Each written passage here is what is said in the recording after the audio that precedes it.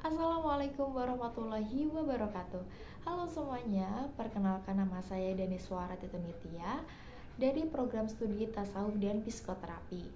Di sini saya akan menjelaskan mengenai urgensi seorang mursyid dan talqin atau baiat. Apa sih definisi mursyid itu? Definisi mursyid yaitu sebutan bagi seorang guru pembimbing dalam dunia thariqah. Nah, ia tuh merupakan seorang kerohanian bagi murid untuk mencapai wuslah atau terhubung kepada Allah Subhanahu wa taala. Nah, untuk menjadi seorang mursyid itu sendiri tidak boleh sembarangan orang karena menjadi seorang mursyid harus memenuhi kriteria. Apa aja kriteria mursyid tersebut? Yang pertama, seorang mursyid itu haruslah alim, haruslah arif, memiliki rasa sabar dan belas kasih yang tinggi, disiplin dan bijaksana, pandai menyimpan rahasia si murid, tidak menyalahgunakan kedudukan, memelihara kehormatan, dan lain-lain. Menurut Abuya Syekh H. Amran Wali Khalidi, pimpinan Majelis Pengkajian Tauhid dan Tasawuf Indonesia dan merupakan salah satu mursyid dari Tarekat Naqsabandiyah Khalidiyah Aceh, yaitu menjelaskan ada beberapa tugas mursyid. Yang pertama yaitu ada taklim. Taklim ini yaitu mengajarkan ilmu fardu dan ilmu-ilmu lainnya. Yang kedua yaitu ada tarbiyah, melatih atau mengajarkan si murid untuk mengamalkan ilmunya. Yang ketiga yaitu ada tahzib, yaitu melatih atau mengajarkan si murid untuk memperbagus amal dan akhlaknya.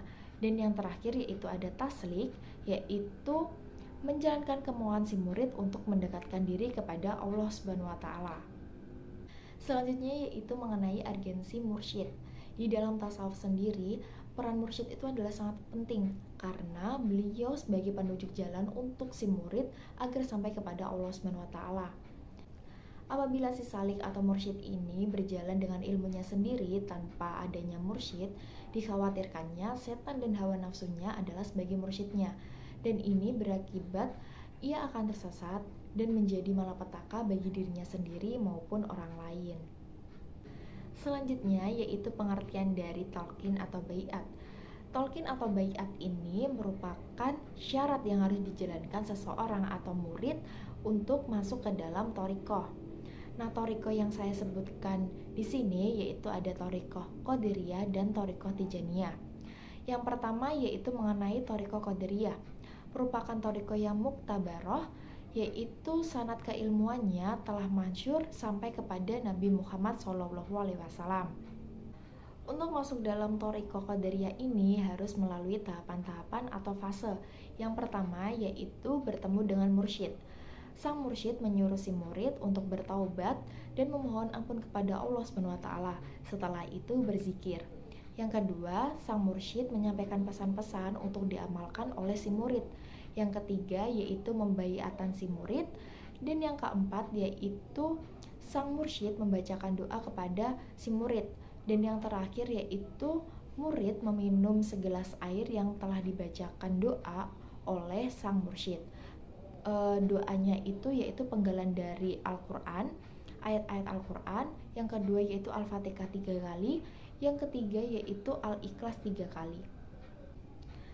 Thariqah yang kedua adalah Thariqah Tijaniyah yang didirikan oleh Syekh Ahmad bin Muhammad At-Tijani. Thariqah ini memiliki inti zikir, yaitu yang pertama istighfar, yang kedua sholawat, dan yang ketiga adalah tahlil. Jadi ada tahapan-tahapan atau fase di mana untuk masuk ke dalam thariqah Tijaniyah ini.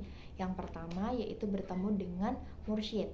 Yang kedua yaitu penjelasan mengenai thariqah Tijaniyah oleh sang mursyid. Yang ketiga yaitu jika sudah masuk thariqah Tijaniyah ini tidak boleh mengikuti thariqah yang lain. Yang keempat yaitu sang mursyid dan murid berjabat tangan sembari membaca sholawat fatih dan kata-kata pembaiatan. Yang kelima yaitu kesediaan sang murid untuk masuk ke dalam thariqah Tijaniyah ini.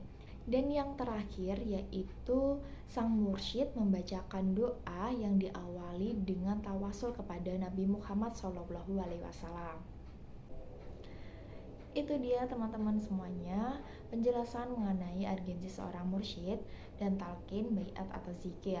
Nah, tadi sudah dijelaskan mengenai definisi dari mursyid, argenzi mursyid, terus ada toriko, ada toriko qadiriyah, ada toriko tijaniyah, dan tahapan-tahapan dalam memasuki toriko-toriko tersebut.